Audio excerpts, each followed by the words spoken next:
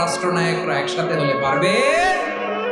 বা বহিতাল্লাযী কাফার পারে নাই, ব্যর্থ হয়েছে। এবার তেলে বেগুনে জ্বলে উঠেছে, রেগে মেগে আগুন বলে ফালকুহু ফিল জাহিম। ওর সাথে তর্ক নাই, না পেরে এবার এটারে আগুনে ফেলা। বিশাল বিশাল গাছ কেটে লাকড়ি এনে আগুনের কুণ্ডলি বানানো হলো, দাও দাও দাও দাও করে আগুন জ্বলে। আল্লাহর খলিল ইব্রাহিমকে আগুনে নিক্ষেপ করা হবে।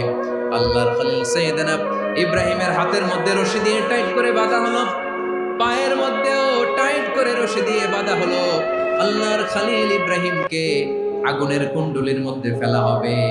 অমিয়া, আপনি যে বিপদের কারণে ভয় পান, হতাশ হন, এটা কোনো বিপদ ওনার বিপদের সামনে?